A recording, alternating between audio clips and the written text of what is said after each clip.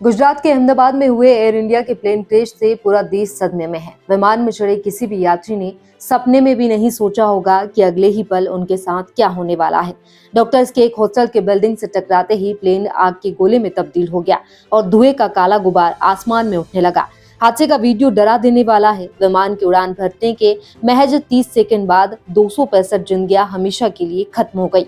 यात्रियों के शव तो इस कदर जल चुके हैं कि उनको पहचानना भी मुश्किल हो रहा है। डीएनए टेस्ट के जरिए उनकी पहचान की जा रही है। इसके लिए परिवार के सदस्यों के सैंपल लिए जा रहे हैं। टाटा समूह ने मृतकों के परिजनों को 1 करोड़ रुपए की आर्थिक मदद देने का ऐलान किया है। वहीं अमेरिका समेत दुनिया भर के तमाम देश इस हादसे से दुखी है। सोशल मीडिया पर जैसे सांत्वना संदेशों की बाढ़ सी आ गई है।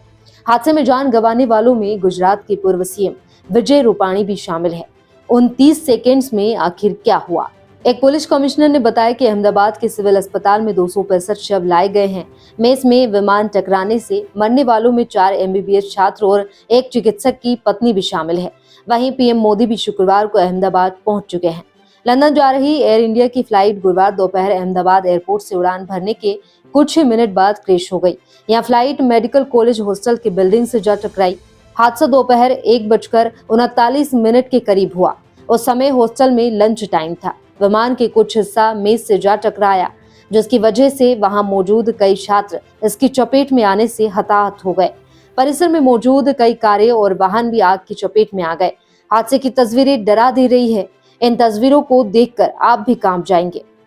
इस हादसे में 265 लोगों की मौत की जानकारी सामने आई है। 2 पायलट और चालक दल के 10 सदस्यों समेत 242 लोग विमान में सवार थे। एयर इंडिया के मुताबिक विमान में सवार 230 यात्रियों में से 169 भारतीय, 53 ब्रिटिश, 1 कनाडाई और 7 पुर्तगाली नागरिक थे। विमान में सवार अन्य 12 लोगों में 2 पायलट और चालक दल के 10 सदस्य थे। हादसे में जान गंवाने वालों में गुजरात के पूर्व मुख्यमंत्री विजय रूपाणी भी शामिल है। वहां भी लंदन जाने वाली फ्लाइट में शामिल थे। सामने आई एक सेल्फी में रूपाणी प्लेन की सीट पर बैठे दिखाई दिए थे। पिछले 40 सालों में ये सबसे घातक हवाई हादसा था। बहुत से परिवारों ने अपनों को हमेशा के लिए खो दिया है। बता दें, फ्लाइट कैप्टन सुमित सबरवाल उड़ा रहे थे। उनके को पायलट एक विक्रांत मेसी के भाई फर्स्ट ऑफिसर क्लाइव कुंदर थे। कैप्टन सुमित सबरवाल 8,200 घंटों के अनुभव वाले एलटीसी थे। को पायलट के पास 1,100 घंटों की उड़ान का अनुभव था। एटीसी के मुताबिक विमान ने रनवे 23 से 1,339 IST पर अहमदाबाद से उड़ान भरी। एटीसी के मुताबिक विमान ने रनवे 23 से 1,339 IST पर अहमदाबाद से उड़ान भरी। इसमें एटीसी को मेडे कॉल दिया, लेकिन उसके बाद एटीसी द्वारा की गई कॉल पर विमान द्वारा कोई प्रतिक्रिया नहीं दी गई। रनवे 23 से उड़ान भरने के तुरंत बाद विमान हाईवे अड्डे की परिधि के बाहर जमीन पर गिर गया। दुर्घटना स्थल से भारी काला धुआं निकलता देखा गया। पीएम मोदी ने अहमदाबाद विमान हादसे पर दुख जताते हुए एक्स पर पोस्ट कर कहा कि अहमदाबाद में हुई त्रासदी ने हमें स्तब्ध और दुखी कर दिया है। यहाँ शब्दों से परे दिल दहला देने वाली घटना है। इस दुखद घड़ी में मेरी संवेदनाएं इससे प्रभावित सभी लोगों के साथ है।